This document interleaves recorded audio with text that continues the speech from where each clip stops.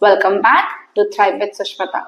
In today's episode, we will be talking about another set of 15 phrases that will help you to speak smartly and confidently in English. Let's see what's in store.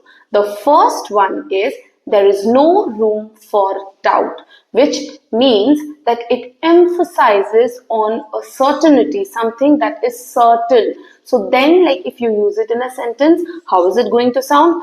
After her brilliant performance in the exams, there is no room for doubt about her caliber, which means it is certain that she has a lot of caliber and potential and she can really do well. The second one is it serves you right, which means bearing the consequences of your own action. If we use it in a sentence, I told her not to eat too many candies. Now she is complaining about her stomach ache.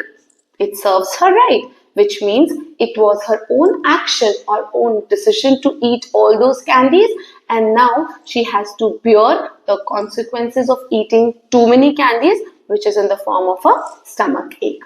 The third one is fingers crossed, which means waiting or hoping for a positive outcome. If we use it in a sentence, my interview went great. Now let's just keep our fingers crossed, which means let's hope for a positive or maybe a good result, a positive result, a good news.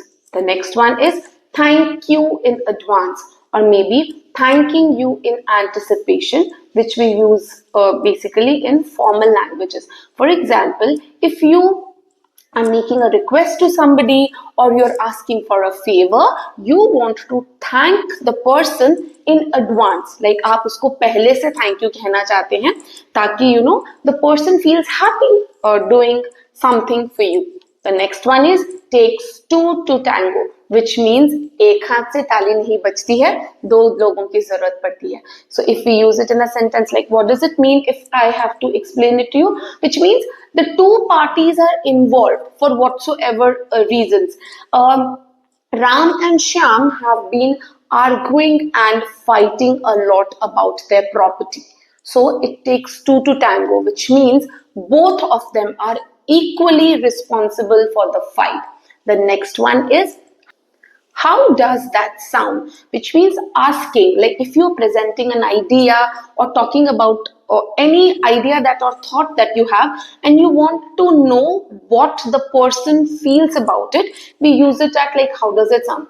Let's go for dinner tonight. How does it sound? Which means are you liking this idea? Shall we go for dinner together? The next one is cheer up, which means trying to build up someone is sad, or maybe if somebody is sad or upset about something, when you say cheer up, which means you're trying to uplift his or her mood. You want to make them smile or make them feel that it's okay, whatever is happening is fine, but you need to cheer up. If we use it in a sentence, Ram told Priya to cheer up when she was absolutely or very sad about her performance in the tests. So Ram ne usko cheer up kaha, which means he wants her to forget what has happened and consider and look forward to the new thing which is waiting for her. The next one is no worries. No worries is sometimes used as it like no problem, don't worry about it. When Riya thanked Ram for his help, he said no worries, which means there's no problem, right? The sweet contains edible food color, so no worries if the child eats it. The next one is that explains it, which means understanding a reason or maybe giving a clarification. For example, she did not come to the party because she was sick. I mean, that gives a reason, right? That explains it itself. So her not coming to the party was explained by her sickness, where we understood the reason for it. The next one is Long time no see. This is one of my favorite. So whenever you have not met your friend for a long time, or maybe your favorite person for a long time, and when you meet them next time, you're very, very excited. You get happy about seeing that person next time. So long time no see means meeting somebody after a long time, and of course you are happy to see them.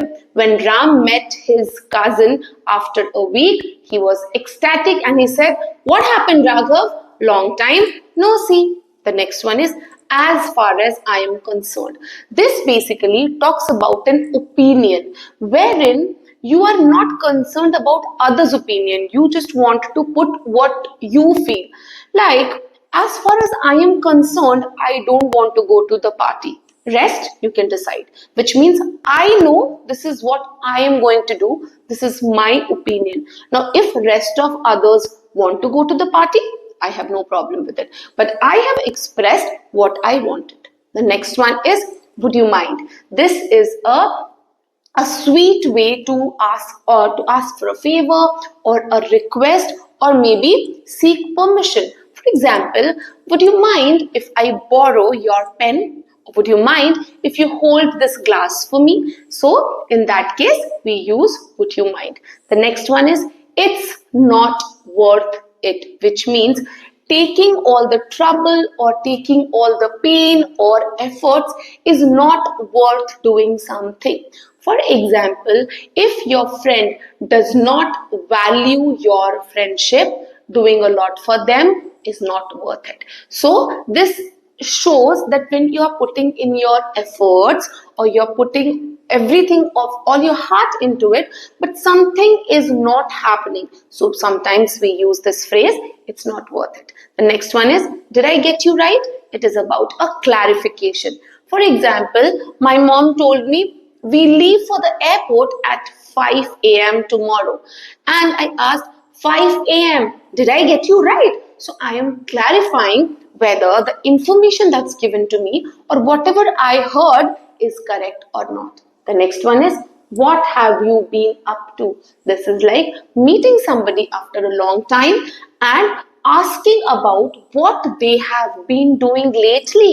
Like, you are interested in knowing that the days that you didn't meet, what the other person was doing. So you're meeting somebody after a long time and you just said that, "what have you been up to lately? Like, what have you been doing? I haven't heard from you." So this is the way to express. See, the work of phrases is just to help or to facilitate your speaking, wherein you can use these phrases and make your English more presentable, wherein the listener feels, she knows English, or the person can speak very well and fluently. It will really, really be nice if you let me know any of the phrases that I haven't discussed and you know it in the comment box below. We will be meeting in our next video. Till then, take care, keep learning, keep thriving. Thank you so much.